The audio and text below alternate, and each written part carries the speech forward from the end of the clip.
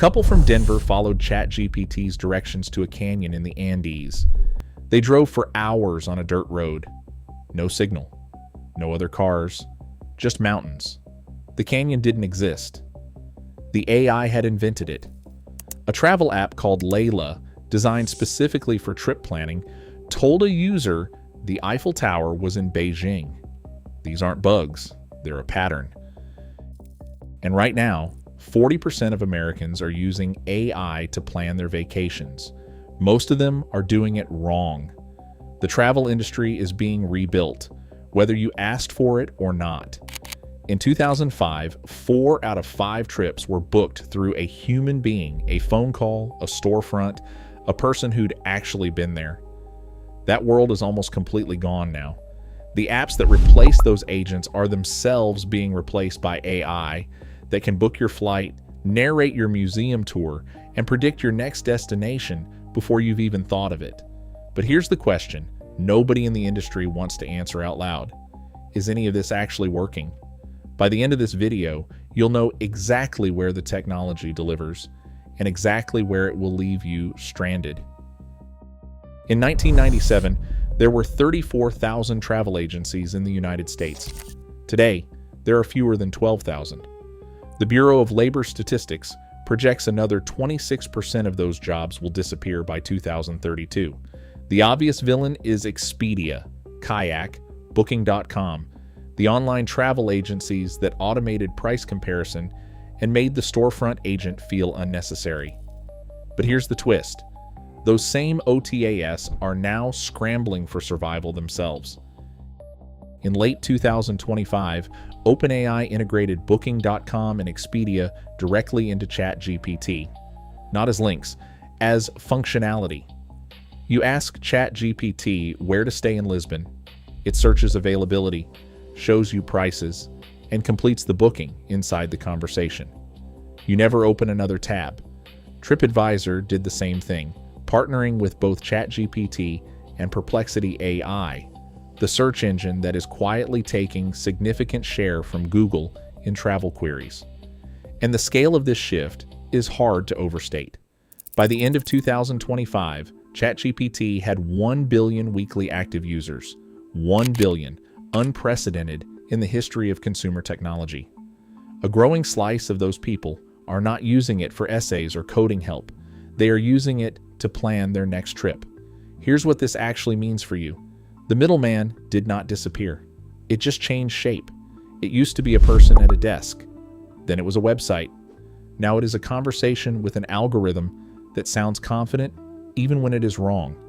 And wrong, as we will see, can mean a lot of things in this industry. Let's be fair, because some of this genuinely is impressive. Flight pricing. It used to be a handful of static fares. Now AI systems update ticket prices hundreds of times a day, tracking demand, search patterns, time of purchase, even the device you're using. Google Flights and Hopper run predictive models on historical data and tell you with unusual accuracy, buy now or wait. Hopper claims their price prediction algorithm is accurate to within $5 on domestic US fares about 95% of the time. For a family of 4 flying coast to coast, that could mean $300 to $400 back in your pocket. Hotels got smarter in a different way. Marriott, Hilton, and Hyatt all now use AI revenue management that adjusts room rates in real time based on occupancy patterns and competitor pricing. The counterintuitive upside for travelers, booking Tuesday through Thursday or late at night, can save 20 to 30% on the exact same room. Then there's TikTok, and yes, this is now a real travel booking tool. In 2025, TikTok launched travel ads and partnered directly with Booking.com. US users can tap a hotel tag inside a travel creator's video and complete a reservation without ever leaving the app. 1 in 3 Americans now say they have booked travel after clicking a social media link.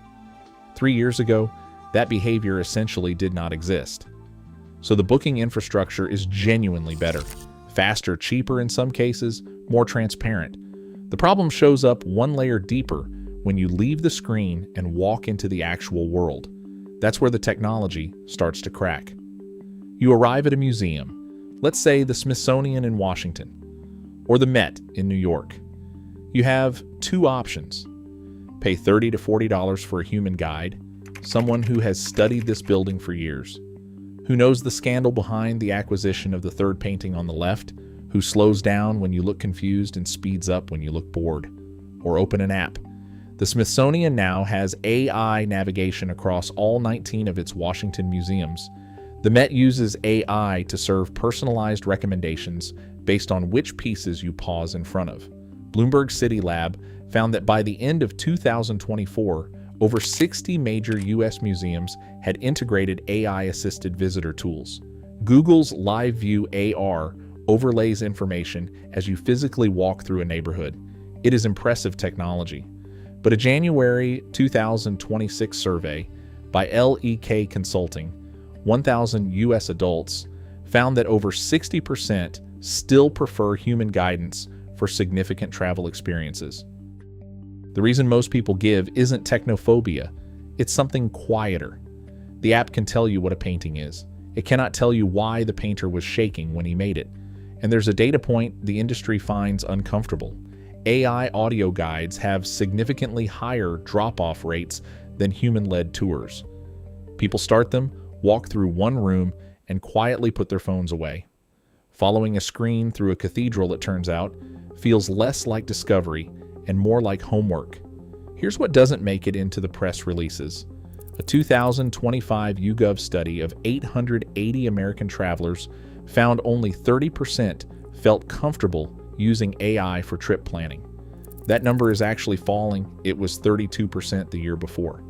Among 18 to 24-year-olds, supposed digital natives, the generation that grew up with smartphones, comfort dropped from 47% to 34% in a single year. 13 points in 12 months. A Booking.com internal study found 91% of travelers have ongoing concerns about AI accuracy.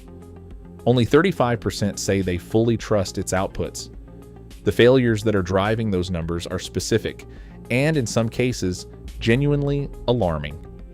An AI tool called Layla generated an itinerary that placed the Eiffel Tower in Beijing. Tourists in Peru followed AI directions to the sacred canyon of Humantay, a location that does not exist, that no map has ever shown, that the AI had simply assembled from fragments of real place names. They drove for hours into a rural road with no phone signal. Harding Bush, a former Navy SEAL and associate director of security at Global Rescue, the firm that extracts travelers from dangerous situations worldwide, described AI's role in travel planning as, in his words, an impending threat. There's also a subtler failure that's harder to measure. AI itineraries default to average. They optimize for the median traveler. If you're a couple trying to avoid crowds, or a solo traveler with mobility needs, or someone who just wants to find one restaurant that isn't on every top 10 list, the algorithm gives you the same output it gave 50,000 other people last Tuesday. It doesn't know what makes your trip yours. Here's the number that puts everything in context. Since 2023, funding for AI travel startups has increased from 10% to 45% of all travel tech investment. Nearly half of every venture dollar going into travel right now is going into AI. The money has made its BET. And yet in real-world testing, AI travel agents failed on more than 85% of complex tasks. Not niche scenarios. Complex tasks, the kind of things that actually define a trip. Those two facts are both true at the same time. The industry knows it's in a gap. Not the gap between old technology and new technology, the gap between what AI promises and what it can actually deliver today. The executives know it. The venture funds know it. The traveler stranded on top of a mountain in Japan learned it the hard way. The smartest companies in travel right now aren't replacing humans with AI. They're figuring out which exact moment in the process only a human can handle, and protecting that moment like it's the most valuable thing they own. Because in 2026, it is. So what does this mean for your next trip? Use AI for inspiration. It is genuinely excellent at generating ideas, comparing regions, surfacing options you wouldn't have thought of, building a rough skeleton for an itinerary. Start there. Use Google Flights or Hopper for pricing. Set alerts 6 to 8 weeks out for domestic flights. Book hotels Tuesday through Thursday if the dates are flexible. Verify everything that matters.